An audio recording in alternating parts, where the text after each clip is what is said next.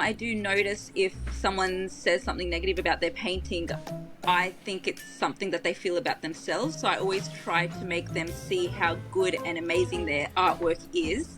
And people actually do really well. They just can't see it, you know. Welcome to Steele's Success. Interviews with felons of Flourshing about how they stole thriving lives from the authorities of conformity, comfort and fear. I'm Rob Farquhar, your host, and in each chat I'll find out how my guest made the bold moves that most people avoid, so that the rest of us can break out of our comfort zones, grift the rules of polite society, and think a little more criminal. Let's get stuck in. When you're a felon of Flourshing, it has an inherent temptation to, well, flaunt it a little bit. I mean, if you're taking your life back not just from your own limiting beliefs, but everybody else's, why not live large while you're doing it? I mean, just look at Ronnie and Reggie Kray, those two icons of gangsterhood from London in the 70s. Sharp suits, nice cars, maybe even a swanky nightclub or two. But my guest for today has built herself a flourishing life that supports her quieter energy. Sure, she's done her hustle, she's pushed perfume at a high-end superstore, but Sonia changed her momentum, and now she's living a pretty good life in Sydney, but running an art therapy business where she gets to help people express themselves and work out the stuff that's going on in their own lives. And really, isn't that the real point of living a thriving life? Sonia, thank you very much for coming on Steele's Success. Thank you for having me. That was great what you said. I love it. You're welcome, you're welcome. Well, tell us a little bit more about your thriving life. What is awesome about the way you're living at the moment and what you get to do? I love to have free time, which I'm always working actually. So I'm always painting. But I think because I love it so much, it doesn't feel like work. And sometimes I feel guilty about that. And so I'll come home, I'll paint. If I feel hurt by someone, I'll paint. After I've come home from the gym, I'll paint. And sometimes I'll paint till like 4 o'clock in the morning because I'm so happy. And I think I bring out that energy in people as well when I'm around them. Yeah. It's that place where time just flies by when you don't even notice. It really is. Life goes really fast now because there's not enough time in my day to like paint enough. Like the paintings are never finished, you know, and I'm like, oh, I have to finish it tomorrow. But then like, you know, then tomorrow comes and I'm like, I need a longer days. And I'm like, maybe I need to move to another country which has like longer days, you know, have those longer days. Are they back in time or something? They have an extra hour or something? I'm not sure of it. Yeah. You shall have to move to the Arctic Circle where it's, yes. I'm suddenly thinking of that movie 40 Days of Night, except I think it's the other way around for part of the year, where it's just, there's where the sun never actually sets. Yes. Yeah, so I wanted to bring that happiness to people, you know, and I think they can see it. I think they feel it through me. So I think I'm the living experience. You get to demonstrate what a happy and satisfied and thriving life looks like. Yeah. So tell me a little bit more about Art of Sonia. How much of your painting do you do just for you? Do you sell any of it? And what is the art therapy practice like? So I teach art classes, which is, you know, to help people's mind, help them to be creative, help them to be confident in themselves.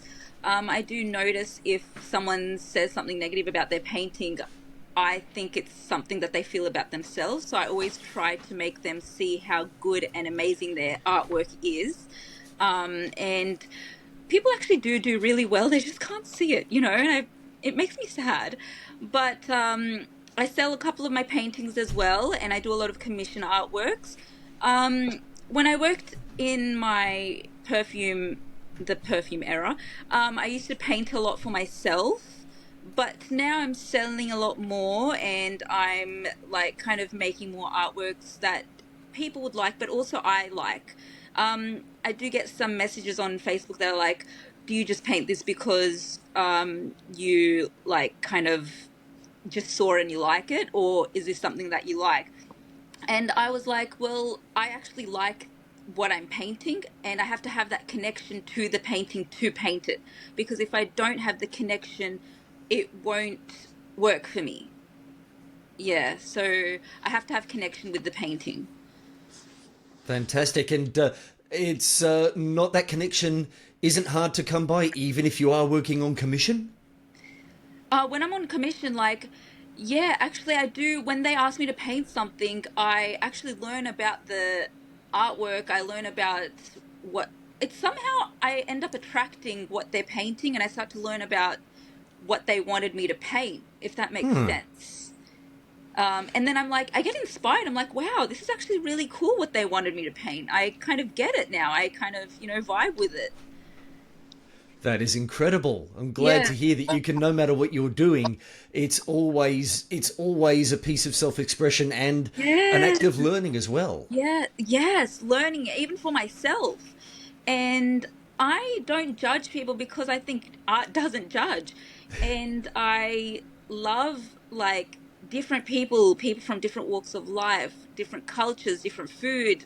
I love making different foods now. I love making mukbang videos, like, because I feel like that's an art as well. I've made everything into a bit of an art. Well, tell us a little bit about, from what you've told me about your past, you have lived a fairly conventional life. As mentioned Yeah. in the intro, you did work for a major high-end retail superstore, Yes. selling perfume. Yes. What was the first time you kind of realised that there were other ways of doing things, and that the pattern that everybody else follows is actually optional, not mandatory? Actually, it didn't happen when I was working at that in the perfumes. It actually happened when I was going through a bit of hard, like I had a bit of a hard past with my father, and I was kind of born into that. So a part of me was a bit like, why does my life have to be like this? I don't get it. And why does everyone else's life get to be different?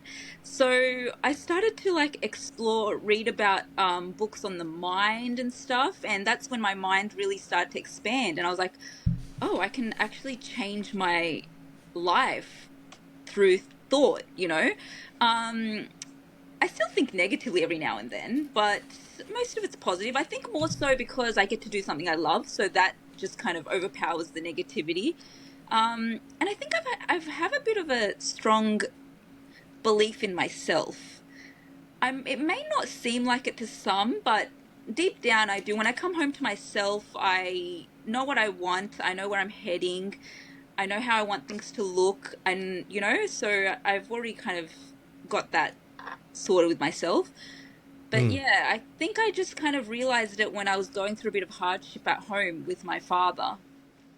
Out of curiosity, what were some of those books you read, and was there a takeaway from a specific one of them that you felt had a particular impact on you? There was one by Tony. I hope I'm saying it right. Tony Robbins. Pretty sure you are, yeah. Think it's called Wake Up, Wake the Giant Within. I Yeah, think heard of it. that's what it's called. And there's another one of his, but it's got the green background. That one I loved. That book of mine is falling apart because I've read it so much over and over. Yeah. So I love those two. They're my favorites. What was the first thing that you remember that you did that followed this new pattern that you were wanting to explore? What did I do? Actually, my sister. I am so thankful to my sister. I will always be grateful to her, one of my sisters. And she bought a lot of my paintings, and I love her for it. She gave me the confidence, And I remember she asked me, she's like, "Can you paint me a Princess Jasmine painting?" And I'm like, "Yes, I'll do it." And Uh, oh, I love her for that. I'll never forget, you know. And I'm really grateful to her. She still has them hanging in her room, so yeah. So that was my first experience of like, I can do this, you know? Yeah. did you find that there were any initial struggles to make the Yeah. time to put, to Yes. put into painting? I would go home and paint. I would go to the gym and then I'd go home and paint. On my days off, I would paint. Ah, And actually working in that industry and then trying to sell painting, it was a bit hard because I think my energy was very rushed. So I remember a guy asked me to do a painting for him. And he's like, do you mind maybe, doing a painting for me? And I said, okay. So then he showed me the picture and I did it, but it didn't come out as amazing as I wanted it to because I was just so stressed about where I was working, you know? And so the energy just didn't flow well through to the art. So it's interesting how that works. sounds like you recognize that due to the pressures of your job and the limits it imposed on you, that you couldn't create with at the level that you wanted to and felt that you were capable of. What Yeah. were the changes that you started making to enable yourself to paint well? Um, I think that like I prayed a lot and I had the vision of where I wanted to go. So I was already selling artworks and I was already selling artworks when I lived with my father as well. So the selling was already there. So I feel like there was something telling me like you're already doing it. So what's holding you back? And Yeah. I also started teaching on the side as well. And then I was working at Pinot and Picasso, so that helped me get my teaching skills. So then I was able to go say to myself, well, you're already teaching and you're already like selling art, and these are the things that are important to you. But I was putting it to the side because I was making this other thing my priority. And then I think one day I was like, I think it's time for you to leave. You know, it's time for you to leave the job and start your business journey. That was I prayed a lot. So when God said that to me, I was like, "Oh my goodness. What do you mean? What do you mean, God?" And I kept going to people to tell them to ask them to tell me what to do. I always knew the answer, and I've always known the answer, but I always ask a million people before I end up doing what I was supposed to do. So I ended up leaving, and I had to like rest for a bit because I think that I was always on the go working. My father was, I left that abusive life. So I was always on the go. My body was tired. My mind was tired. And God was like, you need to rest. And I was like, no, I have to go do things. I have to do things.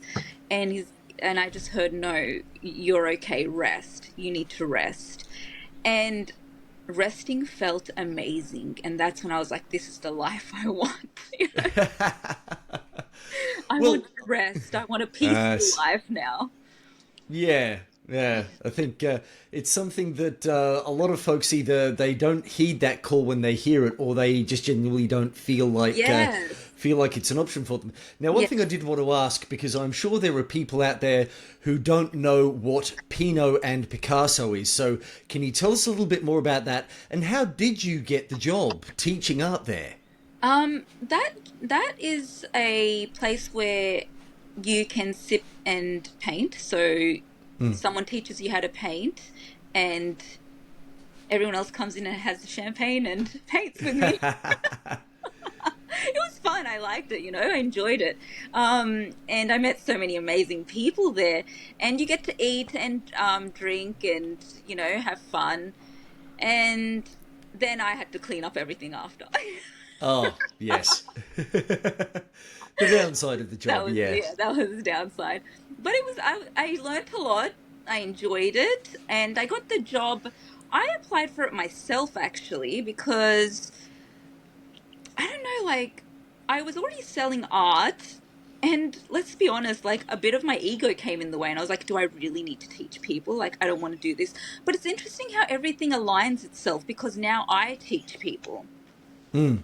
So I learned from that to teach others. So our ego sometimes gets in the way. Fear, I think. Yeah. No, Yes. Mm. yeah.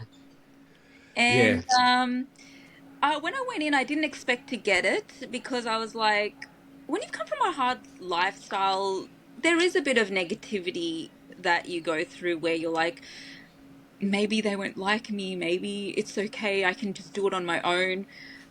You just get that mindset because you've had to do it on your own for such a long time. And so I didn't think I'd get it. And I just kind of walked out of the interview thinking like, oh, it's fine, doesn't matter. I'll just do something else. I'm already selling my art. I'm already going to get somewhere else, you know? But I ended Mm. up getting it and I was like, okay, we'll see how this goes. Yeah. And from the sounds of things, you had moved out from your father's place by this time. That's right. So, as much as from No. the sounds of it, oh no, you were still living with your dad at that Yeah. time? Mm. But a short while after, yeah, I did.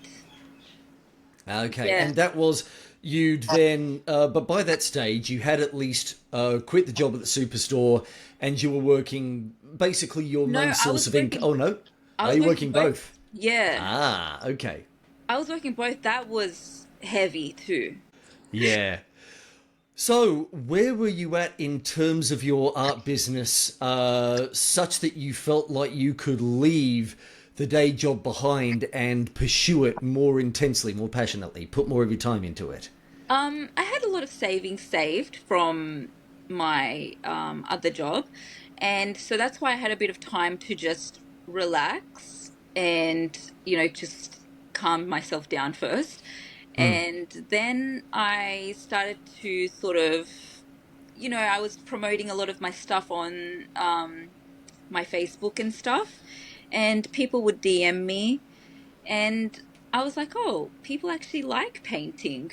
It started to give me a little bit more confidence about myself as well. I met more people as well. I'd go out, meet people, and they'd want to buy my artworks, So I slowly made it. Yeah, I'm very grateful, actually. If I think back, grateful, yeah. Hard times, but grateful. It does really seem that way, that everyone needs to go through that period of uncertainty and just trusting what Yeah. they've got and what they're doing. Yeah. So, when did art therapy start coming into the mix? It started to come when I started learning at Pinwan Picasso. Mm. So I did study psychology and counseling. So I wanted to be a psychologist because after going through what my dad went, like what I went through with my dad, I wanted to help people in the world. It was a struggle for me, and it helped me survive in a way to know that I wanted to help people. So when I finished studying the psychology and counseling, I was able to kind of understand that maybe I should put art into this because it'll be more fun for me. Because, sometimes I go to therapy and I get a bit bored myself. So I was like, it needs to be more fun. It needs to be fun. So I was like, I can just teach art. And people love it. It's fun. It's bubbly. It's not dense, deep. Like, it's just, people get to like see a different version of themselves, I think. They get to be childlike, and that's a beautiful thing. Yeah. Hmm. I was just processing on that, what you just said, how they get to be a little bit more childlike, and Yeah. that's something I almost interpret as reclaiming that sense of discovery that you Yes. might have had in life. Would Yeah. that be it? Would you say that's accurate? Yes. Yes. I love it. I love when they're happy with their paintings. Sometimes they don't even like it, but they just love the experience. Um, they feel so happy, and I can see it. And then when they Mm. thank me and I'm like, I brought that out of them. Yeah. Very rewarding. Now, one thing that also came up in my head while you were talking about that, there is this phrase I've heard every now and again that women tend to bond face to face and men tend to bond shoulder to shoulder while working with something. And it made me think, it made me curious about what you have seen in terms of the mix of your clients. How many, I hate to say versus, but men versus women. Is there a predominant gender? I And like that you does it asked sometimes? me. I love that you asked me this because interesting thing, I treat men and women the same. So I won't see one or the other differently because I think we're all human and we're all going through things. And they both love it. I think art just brings that out in people. It just brings their honest, true self out. It doesn't matter if you're a guy, a girl, child, it doesn't matter. They just, Yeah. yeah, Everyone needs to express themselves, no matter what, yes, no matter how. Yeah. yeah, yeah. Um, Sometimes men don't even realize how much they love it, but they love it. Yeah. Yeah. And interesting thing, sometimes when people learn, like after the art, it opens different energy for them to like go and do something else. If that makes sense. I hope that made sense. But Somewhat. I guess, I mean, the way you say it allows them to go and do something else, it sounds like whether it's a job sense or yes, exploring another hobby or even just a different, yes, behaving toward other people differently, yeah, they feel more like they can explore. yeah, They don't have to be 100% the person that they have been up till then. They yeah, can explore different yeah, behaviors and different ways of relating to the world, whether that yes, expresses in a different job or something. Interesting. Interesting. definitely. It Yeah. opens up a different energy for them. Yes. Is art by Sonia and your painting with commission pretty much your full-time thing? Is there anything else that you have to do at the moment to, No, that's sustain the your income time. mix or? Yes. I also am, I kind of work, my business works in for a company where I teach the clients. So that's the elderly. And I love that. Like they're so happy learning and they enjoy painting so much. And just to see them smiling, like I almost feel like a celebrity in there sometimes. And I just love making them happy. It makes me happy. Making people happy makes me happy. Yeah. And yeah, I want to create other things, my art on other things. So that's just something I'm still thinking through. Who are the key people in your life who, support your vision or even are just there for you in a purely interpersonal sense? You know what I mean? Um, God. God has been my number one. I spend a lot of time alone actually. I think all the answers are within me. Um, so I do have people, but I don't really open up too much about what I'm doing with my art. I think that's something that I just focus on with myself. Um, my dog, my rabbit.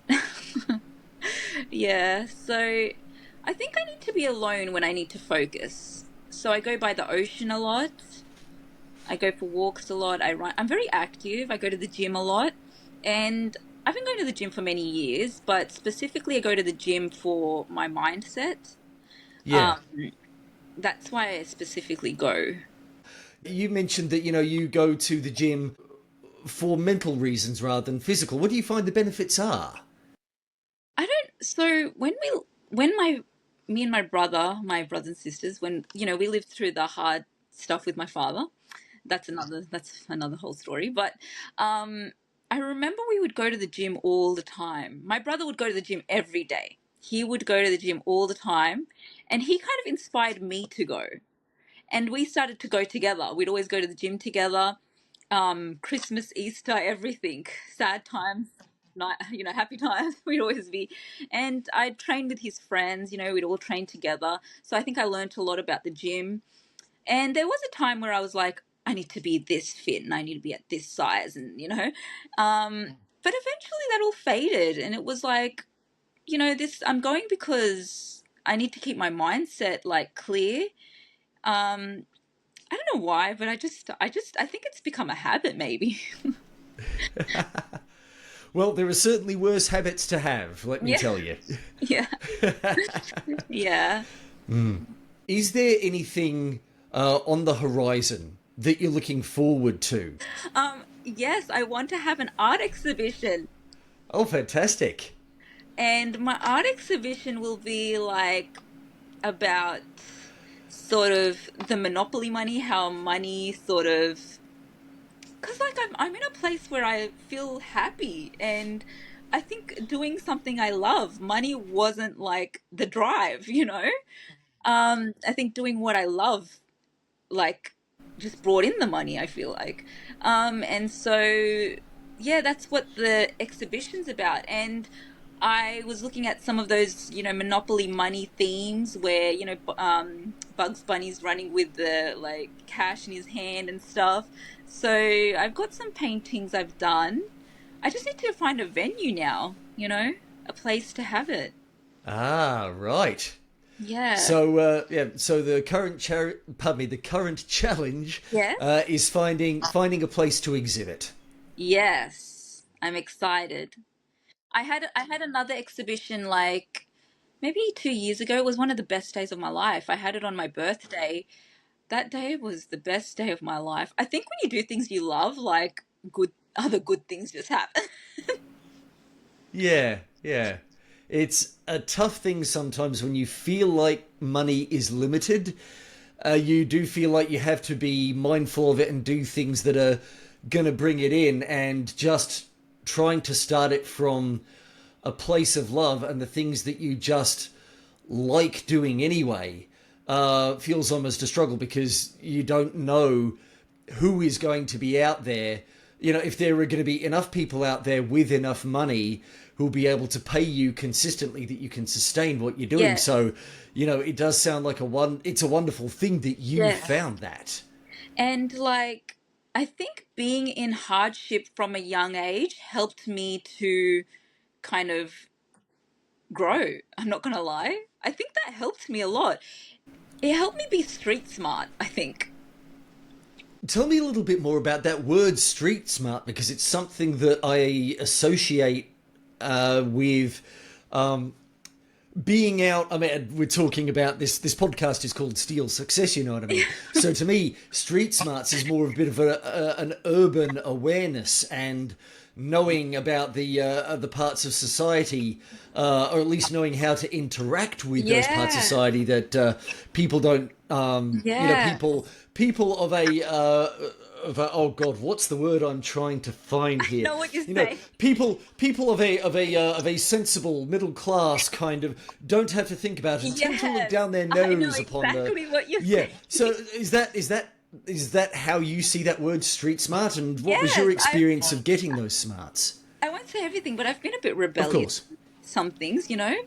Going through some hard stuff gets you a little bit switched on. And I think living in that kind of environment helped me be switched on because my dad was schizophrenic. So it helped me kind of, I had to navigate how to make him happy, make sure he's always happy. So I think I do that in my day-to-day life now. It kind of sucks sometimes, but it helps me read people well. But sometimes I pull back and kind of go like, that could just be my own perception, and I'm not gonna dig too deep into it. So yeah, I think yeah, it's made me very street smart. It sounds like a healthy set of skills to have, quite frankly. Definitely. Yeah. So beyond that, is there anything further out? Any dreams that you have? Any some days I will achieve? Or yeah, or are you feeling like you've kind of got it? Um, I would like to have a shop maybe one day, for my art pieces or shirts or something. Um, I have a YouTube that I'm growing now. It's up and down. Sometimes I'm trying, sometimes I don't, can't be bothered. But yeah, I Yeah, because I like to like make little food videos too. I don't know, doing art made me open up to other things. you know. I started to share a lot of how to make things videos, like make different art things, paintings. So I hope people like that. Yeah, so just keep going. I think things will open up. More things will open up, and I'm open to it. I'm I open. like no, Yes. I like both of those phrases that you mentioned. Just keep going, and that you're staying open to what the future has to bring to Yeah, you. because I didn't think that I would be making videos to try and teach people how to paint. I didn't think I'd ever make a video of like, hey, watch me eat. Like, it's a bit weird, but I do it now because I like it, and I don't feel like ashamed. I enjoy it. So you never know what else can happen in the long run. Absolutely, absolutely. Well, you have lived, even thus far, from the sounds of it, a pretty darn thorough life. And as much as you do value your alone time, you are Yes. working a lot with other people to help them improve. What barrier do you tend to see a lot of people keeping themselves behind in life when they probably don't even need to? I think accept where you're at first. And something, I think if people are happy where they're at, it's okay. You don't have to be, this person or where that person's at, or like, this is my happiness. This might not be your happiness. So be happy in where you're at, and then your own path will find the way, I think. Sounds like Yeah. some advice that I myself could stand to Yeah, you think so? take on a little Yeah, bit more because I nowadays. think Yeah. like Um, I was always like, people, they're working this and that, but I came to think, I was like, they might like that because I loved working where I was working before. I loved that job. Um, you know, but like, I had a passion for art. That was since a little girl. That's what I always wanted to do. I had to pursue it. Yeah. So that's my happiness. So some people are happy where they're at, and I think it's okay. Well, after this chat, where can people go to find out more about Sonia and your artwork? Oh, I have an Instagram life of Sonia underscore, and then I have the art page which is art of Sonia, and I have my YouTube channel. I forgot that one. Art of Sonia, called Art of Sonia, but I don't know how many there is on there. So, I have TikTok, which is Sonia.k underscore underscore. You have to try and put like a million underscores because everyone's taking your name. But yeah. I also have a Facebook, which is just Sonia. Yeah. So I have a couple of things. Yeah. And that is Sonia, SONI for Indigo A, Yeah. not SONYA. Yeah. Yes, I for Indigo. And I also have my website, www.artofsonia.com.au, where you can find some of my art. I made a shirt. I want to make a couple more shirts, but I'm still just deciding on what designs I want to have on there. Um, yeah, so that's the next things I want to do. Oh well, keep us posted when the merch goes live. Oh, I will. Yes, thank you so much. I You're appreciate welcome, it. Sonia, and it's been fantastic chatting with you for this episode of Steel Success. Oh, Thank you it for your was great. time. Thank you. I loved it. I'm You were glad. great. You were Oh, great. why, thank you very much.